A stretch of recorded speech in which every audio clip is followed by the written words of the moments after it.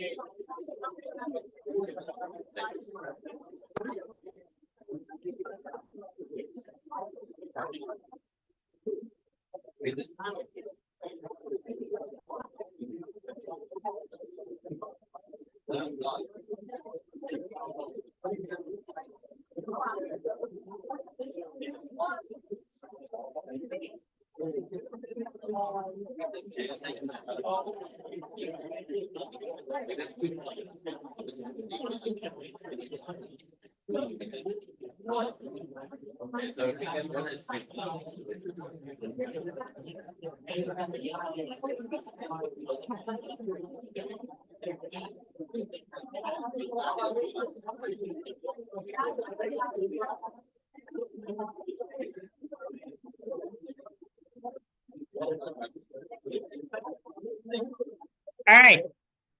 Hi, everyone. Hello. So welcome. A few logistical notes.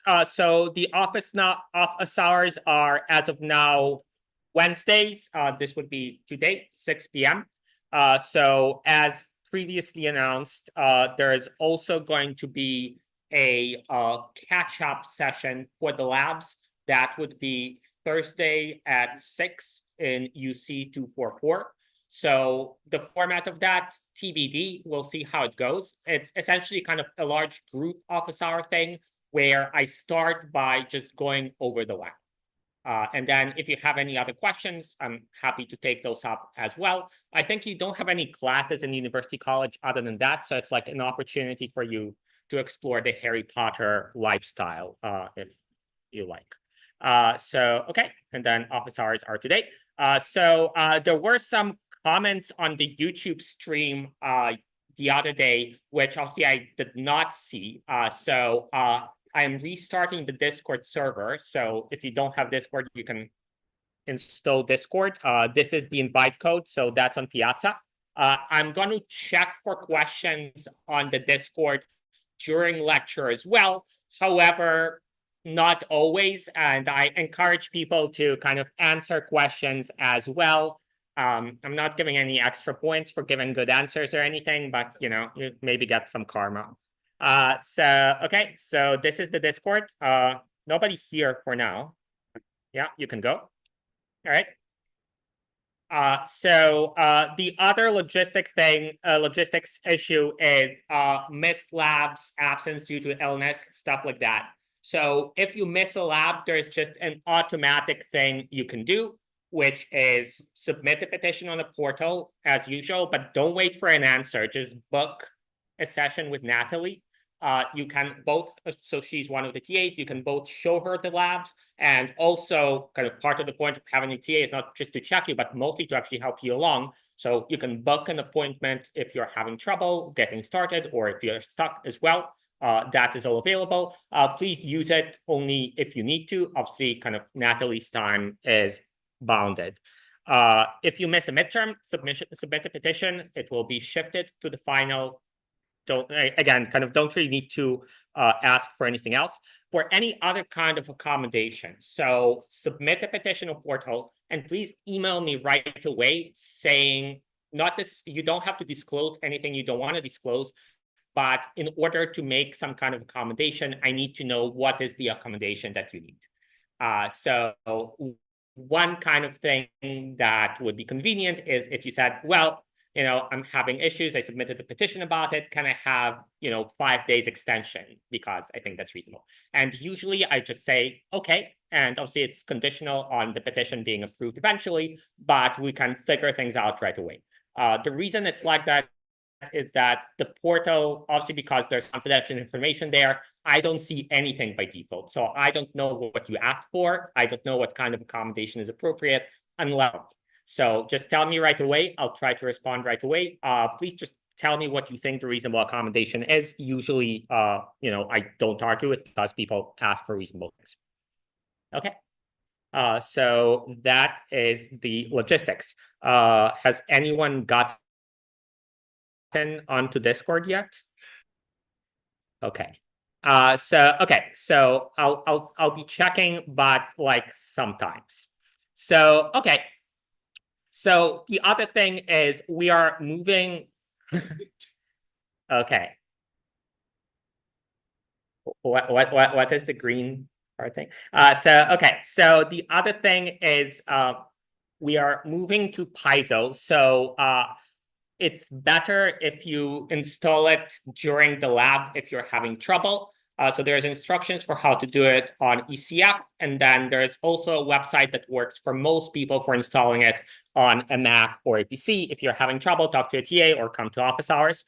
So I mostly will not be using it today, but I will be using it more starting Friday. So, okay, all right.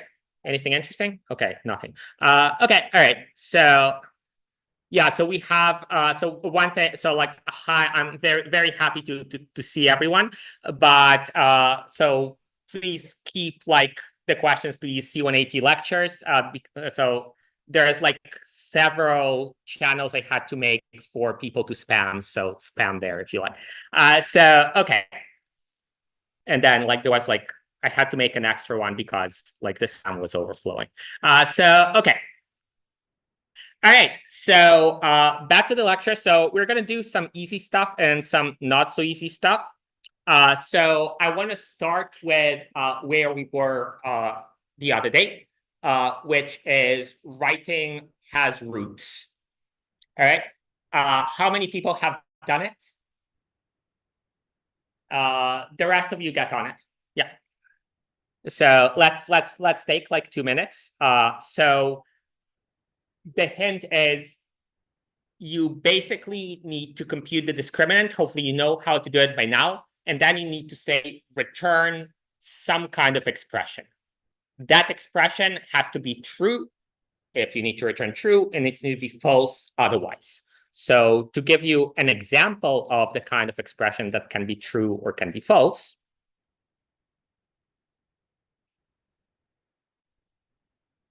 so for example, 4 is equal to 2 plus 2.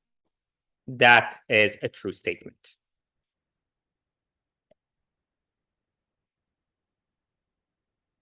So that is true. You can have a function that's like that. I'm just writing it for the sake of the example. So like equals 4.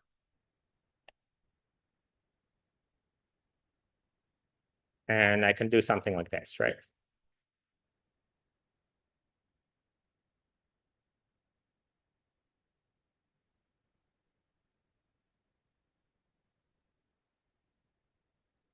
So that will print true. Why would it print true? Well, because 2 plus 2 gets sent to x.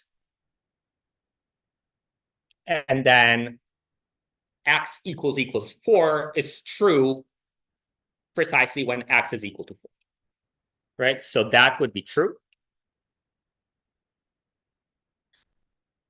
And then that would be false because 5 is not equal to 4. So 5 equals 4 would be false. Right? So your job is to write an expression over here that would be true if the equation has at least one real root and false if not.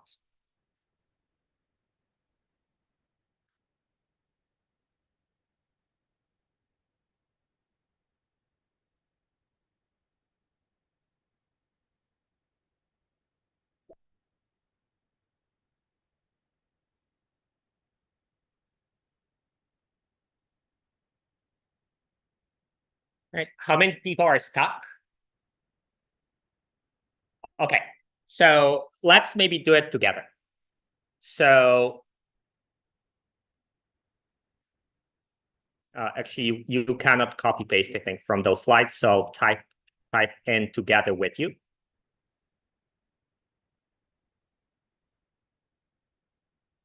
So this is the usual thing. We say the discriminant is b squared minus 4ac. And then we need to say return. So what do we need to ask? Well, if the discriminant is greater or equal than 0, then we need to say true. If it's smaller than 0, we need to say false. So an expression that works for that is discriminant greater or equal to 0, right? So this is an expression which is true when you need it to be, when discriminant is greater or equal than 0, and it's false when it needs to be, when it's smaller than 0, right? So that is all there is to it. Does that make sense? Questions about this? So, okay, so that might explain why we had the meme from Monday. So an equation that is true when x equals 7. Well, for example, x equals 7. So hopefully you see the connection. Does that make sense? Except it needs to be equals in Python. Yeah.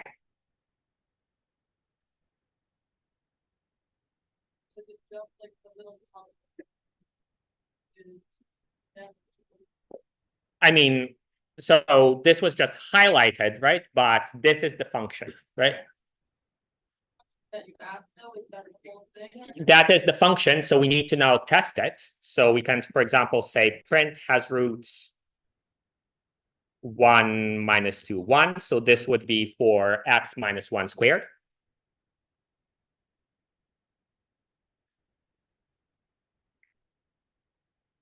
Minus 2x plus 1 has roots.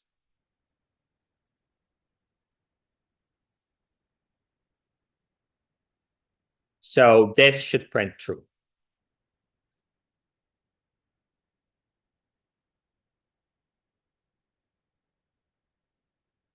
Does that make sense? Yeah. Sorry, can you speak up? Everyone else, please speak down at the volume 0. Yes. So if you say 5 equals 4, that is false. Oh, because I typed true. Yeah. Okay. Yeah. 5. Usually 5 is not equal to 4. Yeah. Yeah.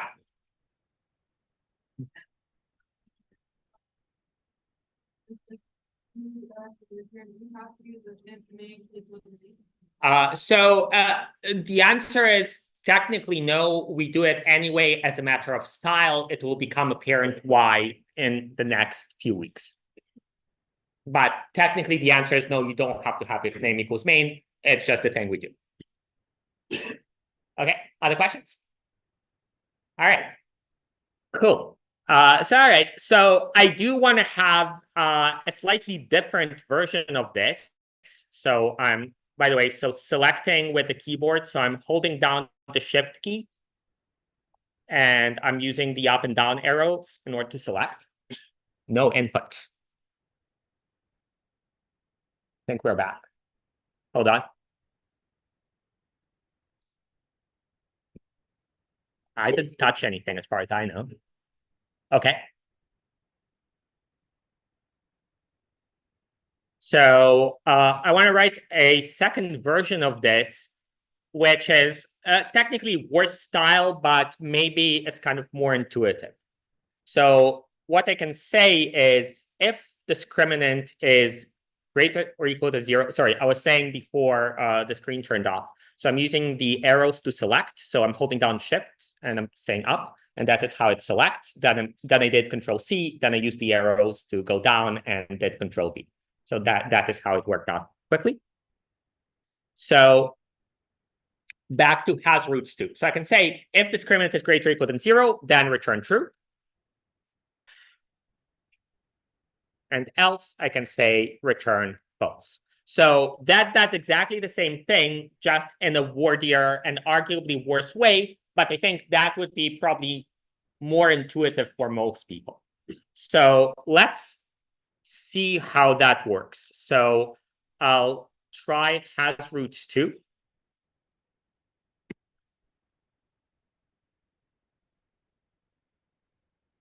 So that should be true as well.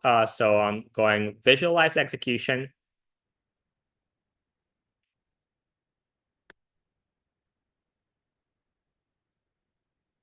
So that's not interesting. not interesting. Should have commented it out. So this will print true, but that's not interesting because here we're just saying 0 is greater or equal to 0. So that's true. So that means that this is about to print true. So the return value is true. We returned it. So now we're doing has roots 2. So we're sending 1 to A, and we're sending -2 to B, and we're sending 1 to C. And now we've computed the discriminant. It's still 0. And here we're saying if discriminant is greater or equal than 0, return true. So that means that the return value is true. So that means that the value of this whole thing is going to be true. So true is going to be printed. So let's do one that's false. So I'll comment this and this and this out so that I don't have to go through it. And let's comment this out and make one that's false.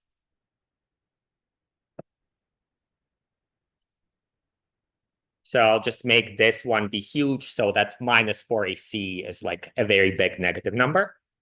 We'll uncomment it, and I will visualize the execution.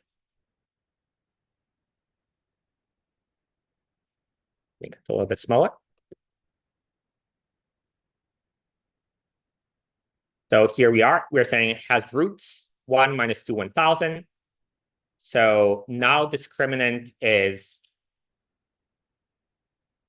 very, very negative, which means that we'll skip this line and we'll go to return false. So that means that the value of this whole thing is going to be false, and false is going to be printed.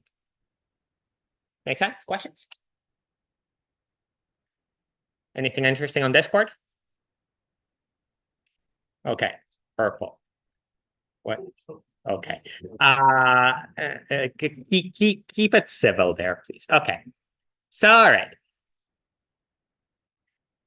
So I'm gonna do a little bit of stuff that's easy, and then it's only 4:30. It's gonna be 4:40. We're gonna do some stuff that's a little bit difficult.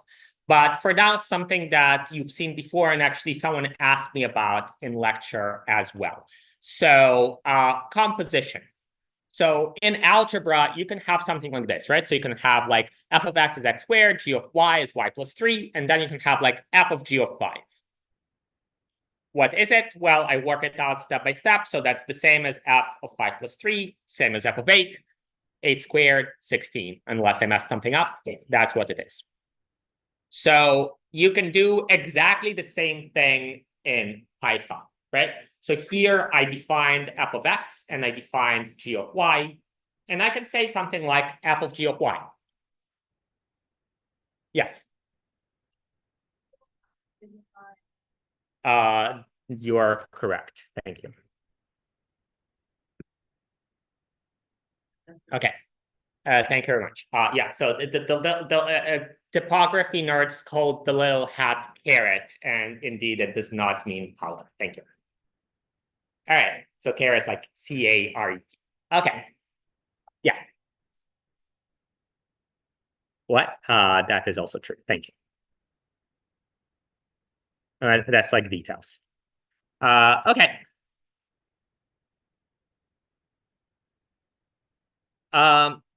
So a little bit of terminology. I'm not going to ask you for the terminology on the test or anything. At the same time, you hear it all the time, and I have to use it all the time because I have to talk about code. So x is what's known as a parameter. So the x over here is a parameter. Saying something like f of 5 is referred to as calling a function. So calling is the same as using. So 5 in this case is the argument. So the difference between the parameter x and the 5 is 5 is the thing that you send into the function, and x is the thing that the function receives. If you call a function, those happen to be equal for the duration. But argument is the thing you send, parameter is the thing that the function has. Some people say parameter for both, and that's fine unless you're like me, in which case it's really not fine. So I try to be careful about it, but not everyone is, and that's fine. So something like 25, if you call square of 5, would be the return value. Okay, so the value that you return is the return value. So some other things while we are just entertaining ourselves. So functions don't have to just operate on numbers. Functions can operate on strings. So for example, I can define the function concat. So for concatenate in English means put together.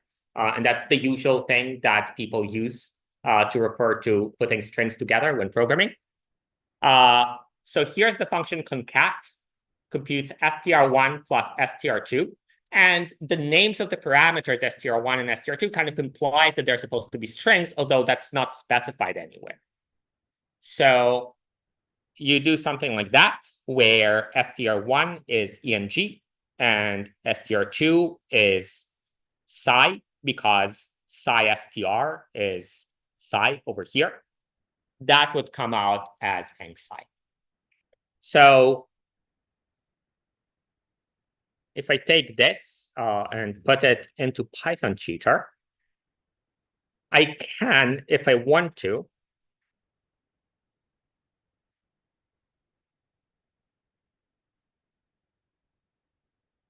not, okay, I'll just write it together with you.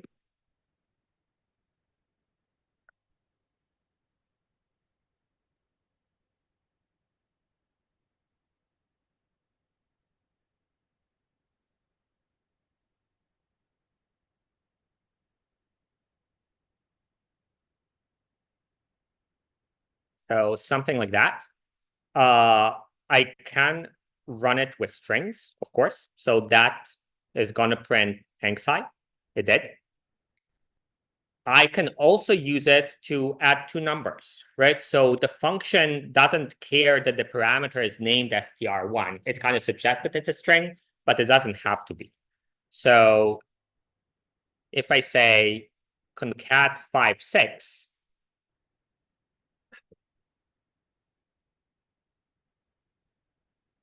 that's completely fine. The value is 11, and it printed 11. And that's because just like you can say eng plus psi and get eng psi, you can say 5 plus 6 and get 11. So in Python, that works. In a lot of the cases in Python, we rely on the names of the variables to kind of suggest what the function is for. But technically, you can abuse it like this. Okay, there are ways to have it check it, but it doesn't have to. Okay, so like one way in which this is kind of interesting is that, you know, like it's a function, but it's not the kind of function that you saw in algebra, right? It takes two strings, and the output is the strings stuck together. But it works still the same way. It's just that the operation of strings is different from the operation that you would have on numerical values. Make sense? Questions about this? Okay. So let's write another example. Sorry, I'm over here. So let's write another example of a function that operates on strings. So this is kind of just for fun. It's not going to be that different, but I'll call it like praxify string. And the idea is you put any string and it becomes a praxis string. How do you do that? Well,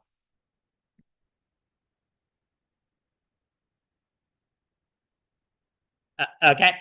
So it works really well, right? So you can say anything.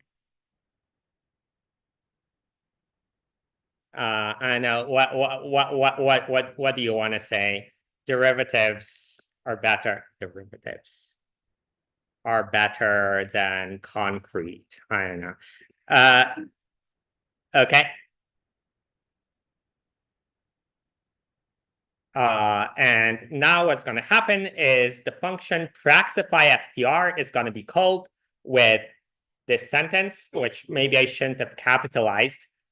So the return value becomes, in my opinion, the derivatives are better than concrete, and then it's going to be printed. Okay, cool. All right, so you can use functions for anything is the point. So, okay.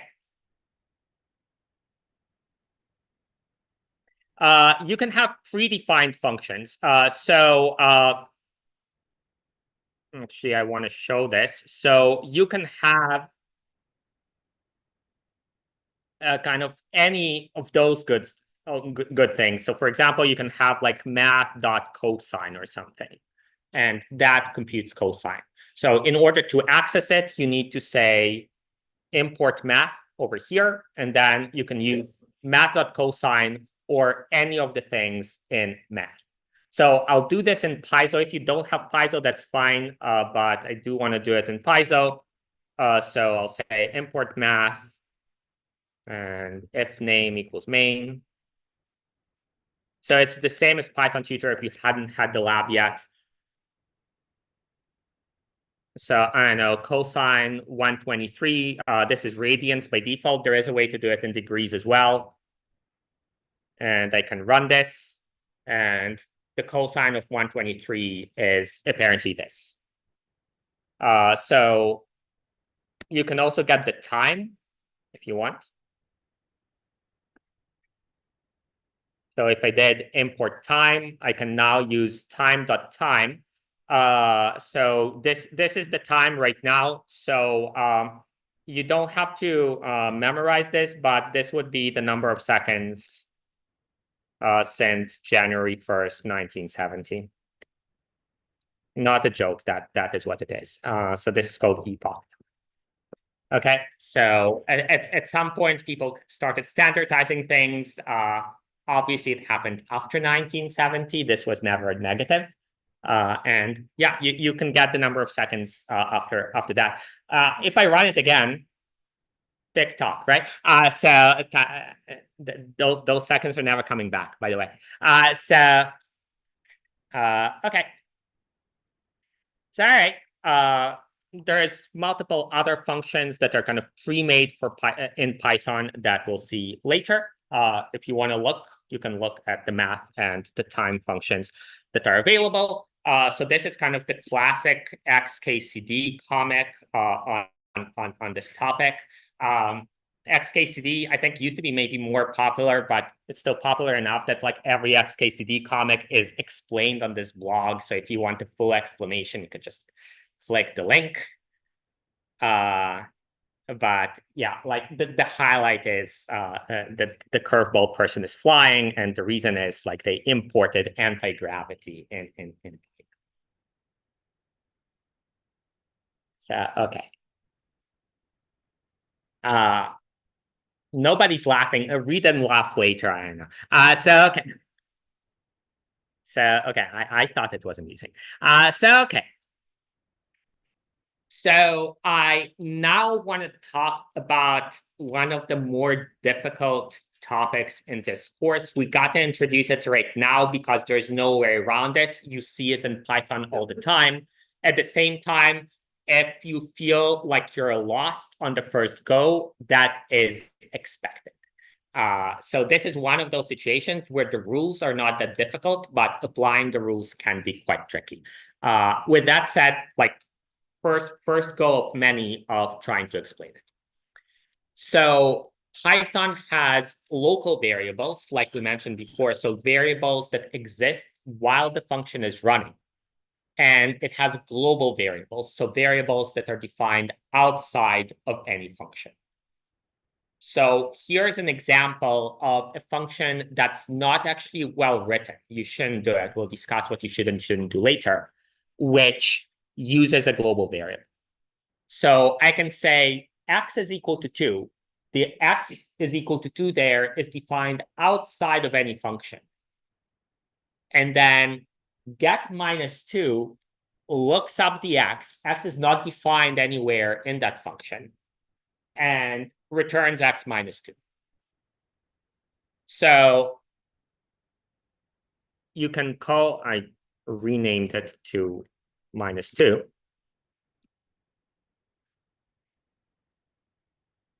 So we call get x -2 with no arguments, right? It doesn't get any arguments. So the x here is this x, and this would just print 0.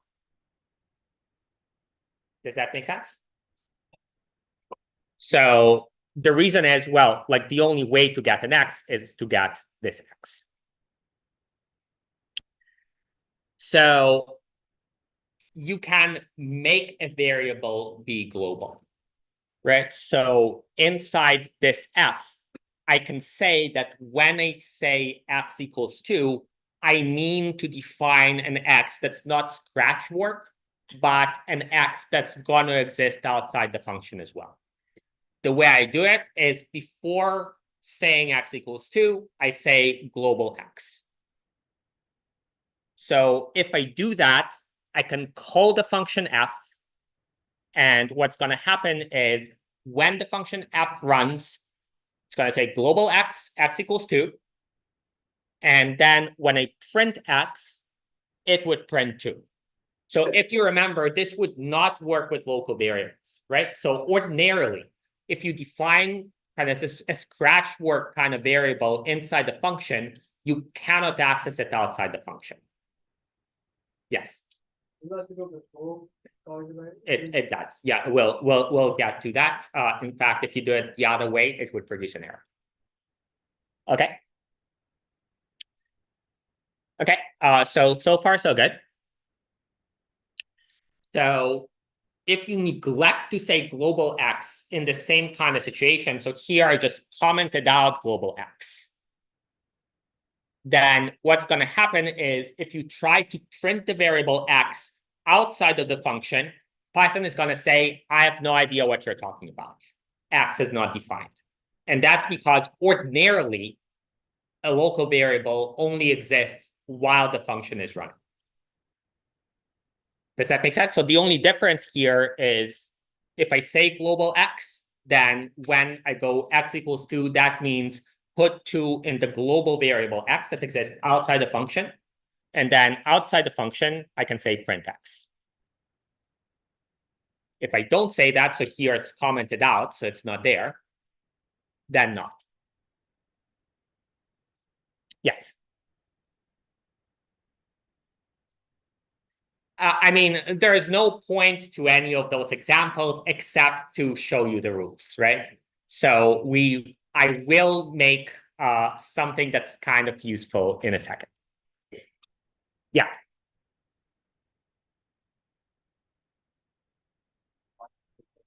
I mean, it's not. That's why it's an error. Yeah.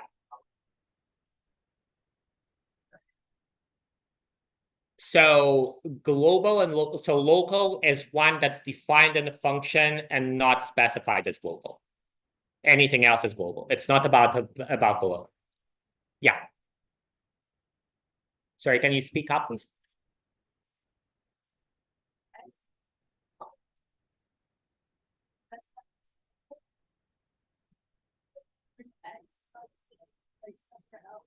So I could have said inside the function x equals 2 and then right away print x. So that would print. So inside the function, after I said x equals 2, that's fine. That's what the scratch work variable is for. Outside the function, no. Yeah. Like on the other side of the... So it's not about on the side of the if name equals main thing. It's like, is it code that's the block under the function, or sorry, the block that's indented under the function, or is it somewhere else? Okay, so is it like, so think about it as like, is it scratch work for the function, or is it something else? If it's exactly in the body of the function, yeah. So would it be correct to say it this way? So if you did have global x, there would be create this variable x and keep it there. And if you didn't have it, increment it out, it would still be creating this variable x, but say Yeah, that's very good. So if you create a variable that's not global inside the function, it's going to exist while the function is running. If you say that it's a global variable, whether it's because it's defined outside of any function or because it's defined in the function, but you say that it's global, then it's going to exist for the duration of the program after it's been defined. There was like someone over there first, and then you, yeah. Oh, you're good? Okay, yeah. Can you define a variable outside a function? Yeah. Refer to it inside? Yes, you can. So we have done it here. So here we defined x equals 2. That's a global variable, and you can refer to it inside the function. Okay, yeah. If you write function below calling, wait, so if you write a function with a global variable inside, and then you call the variable before that function. Yeah, so it has, that's a very good question. So the question is, let's say I do this. So I'll switch to Python tutor.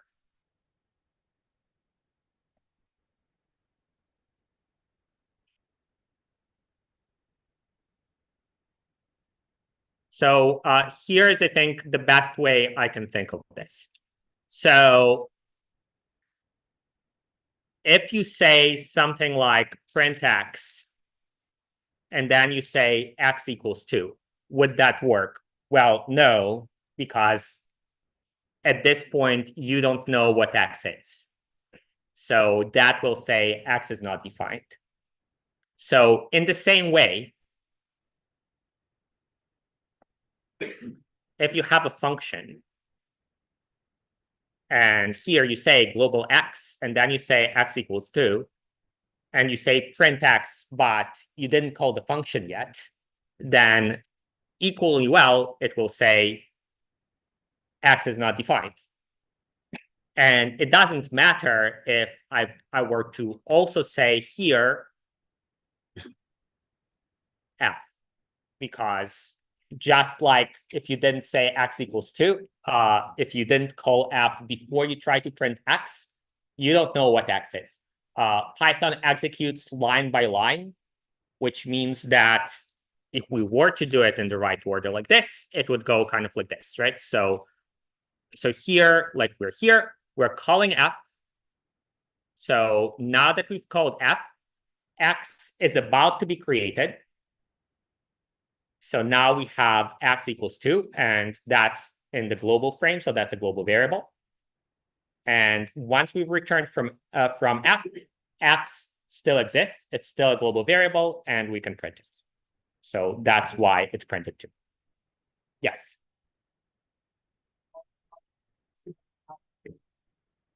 With and that's an interesting question. So so the question was, I think that might have been the first time that they just said f and they didn't say print f.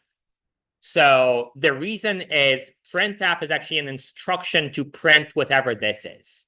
This, as it happens, is nothing, right? So the point of this function was to make the variable x be equal to 2. It doesn't really return anything. So if I did run it like this, so this is getting a little bit off course, but if I did run this, this will print none because the function doesn't return anything. It just does stuff. And now it would print 2. Okay, other questions? Yeah.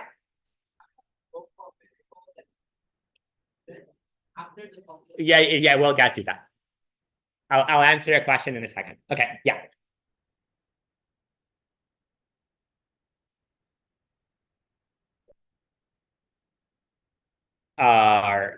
So I think you're asking, so are you asking about this? So here the function f does not have any parameters, right? So we saw functions that have 3 parameters. The kind of has roots, has a, b, c. We saw functions that have 1 parameter, like square. F does not have any parameters. So for that so it doesn't take any inputs. It just does stuff.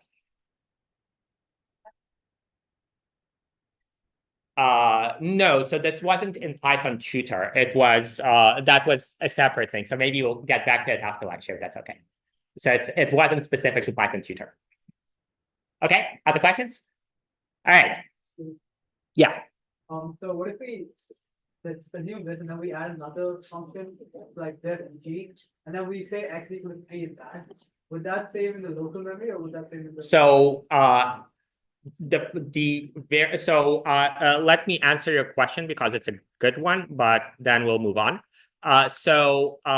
If you have something like this, so this and then you have also something like this, that's fine. And in fact, you can have, I'm running out of letters here. So if you think about it like this, right? And then I'll return the x here.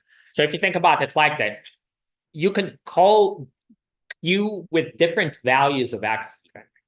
And for different values of x, for the duration of the run, the value of x would be different. Local variables are destroyed when the function finishes running. And here you see that it has to be that way, right? It has to be that way because, well, there's going to be different x's. the global variable? The global variable persists. Okay. All right. So, okay. So, one kind of small detail is declaring. So declaring means like here's a variable and accessing global variables. So you can say global x in this context. That is fine. However, you don't have to. And that is because inside f, when you say x, the only way that x could make sense is if x was a global variable, because there isn't a local variable anywhere there that's equal to x. So for that reason, you can omit the global. So one reason that this is important to know is that it's not that you should usually do that. You should usually not do that. It's that you can do it by accident really easily, right? So if you use x and you meant for it to be local, but you made a typo, then it might not fail right away because there might be a global variable whose name is also x. So that's why I'm doing it right away, because otherwise you'll get bugs that you will have no idea where they came from. Okay. So global x here is optional. And however, if you do mean for it to be global, you might consider saying global x just so that when you read your code, you know that that's what you meant. So on the other hand,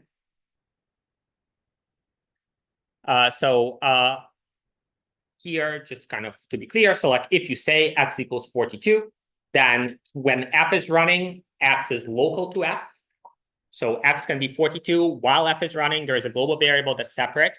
That's completely fine. Okay, so the meaning of x plus 4 depends on whether there is a local variable x or if there is not a local variable x. So if there is not a local variable x, like in this case, so f does not have a scratch work variable named x, then you return x plus 4, where x is global if there is such a variable. If there is not, it's just going to be an error. Here, if there is a variable that's local, that's named x equals 42 is local because you didn't say it's global, then x plus 4 here would be 46. So on the other hand, if you print x here, you'll print this x. So again, the rule is a local variable is any variable unless you know it's global, it's local. And then if it's local, it only exists while the function is running. Make sense? So going back, in general, what you should do is you should communicate to functions via arguments, and you should communicate from functions via return values. So do not rely on global variables unless you want to, unless there is a good reason to, right? So it would work kind of like this. Like you send 5 to f, you get again, well, 5 caret 2, whatever that was.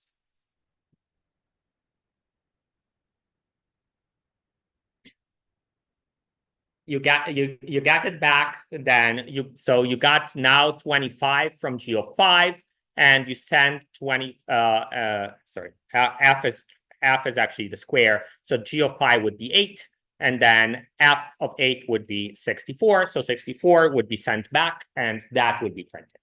So that's the nice and normal way to communicate information to and from functions. You can, however, communicate, like we saw in the small examples that we had, you can communicate to functions via global variables. It's usually not advisable. I'm telling to you about it now for several reasons, one of which is you might do it by accident and not know what's going on. So we can do something like this. So I can say I'll set the global variable x to 5, and I'll call x minus 2, which would compute and return 3. So that is allowed, not usually advisable. Does that make sense? And does that make sense that I'm communicating kind of to x minus 2 by setting the value of x? So I'm kind of saying, I'll put the 5 in the x, just go to x, look it up when you need to do the computation, right? So I can also communicate from a function via a global variable. So I can say, I'll define this global variable. I'll name it retval for return value minus 2. And I'll compute retval minus 2 as x minus 2. And then I set the x to 5. I tell minus 2x, just, like I'm sending you the 5. Please put the result in retval minus 2. And then you can print retval minus 2. So that is a way to communicate from functions, not usually advisable. So why is it not usually advisable? Well, like you might easily get things messed up, right? So there could be an old value of x that you're using by accident. You forgot to send the new one, but Python would not know that you forgot, and you would not know. You'll just get the wrong output. There might be like an old value hanging around in retval minus 2, and you might think that it's the new value, but maybe you forgot to call minus 2, and you're just looking up the old value. It's the wrong number, but you might not know right away. It's harder to do function composition as well.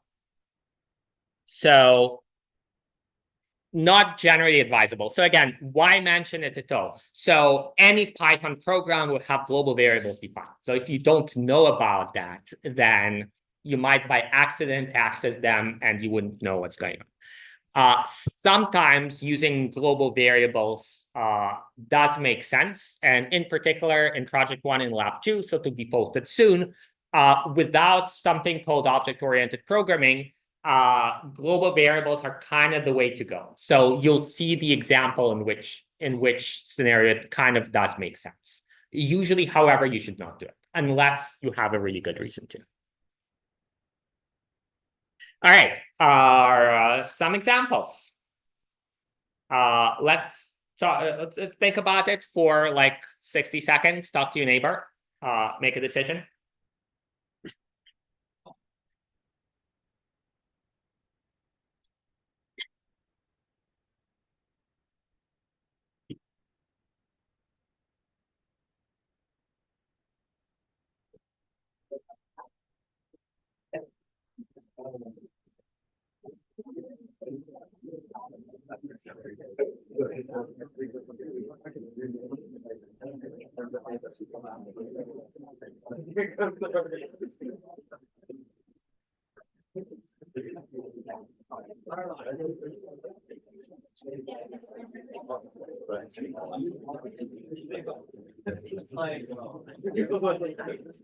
All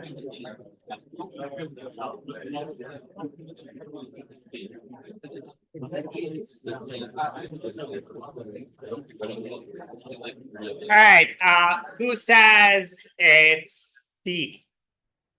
Who says it's C? Who says it's B? It's usually B. Okay, that is B. I was kind of psyching you out. But you don't know, sometimes it's an error. Okay, I think that's gonna be the last one. So make a guess.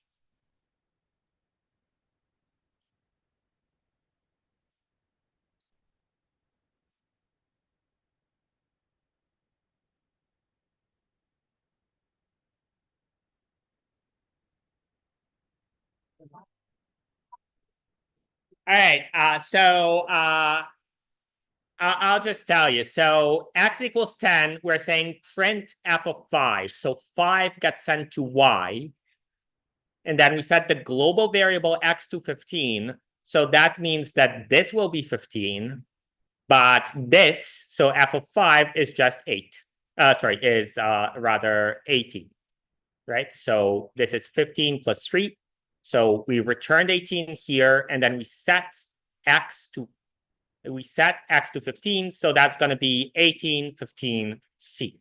If you got it, congratulations. I will see you on Friday.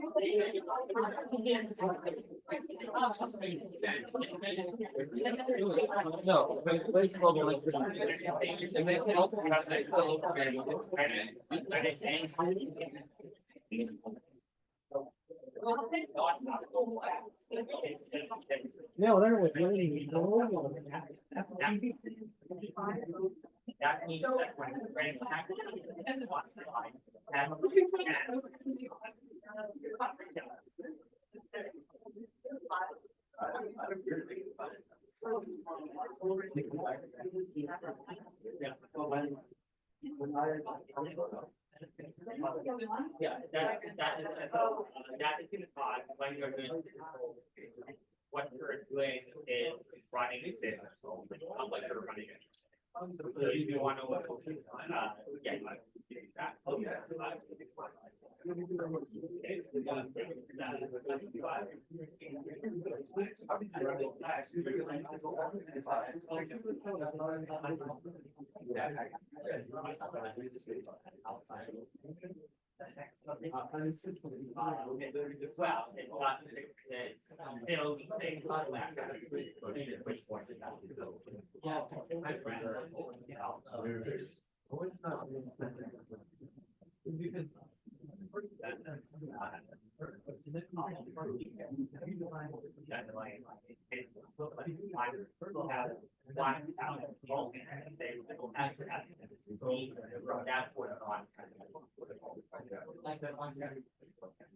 Yeah, the most recent definition of method is until I say.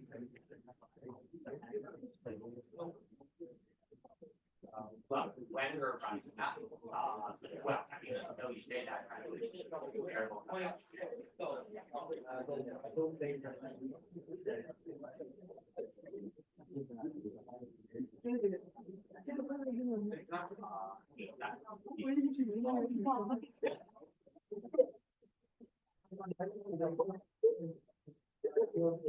So yeah, like it's kind of like after that, right? Well, they can start off with everyone, right? Yeah. And go to all lecture. Oh, yeah. I tell that. Yeah.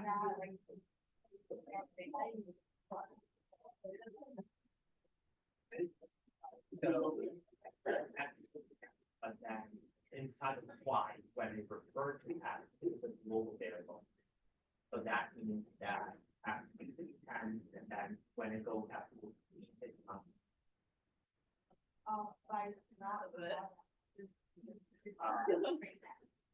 well, I called the function before, right? So the effect of having to run the function is that operated with it. And that also computed the people.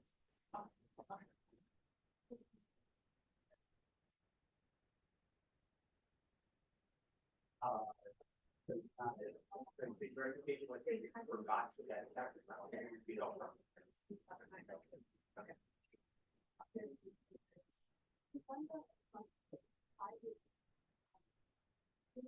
Correct.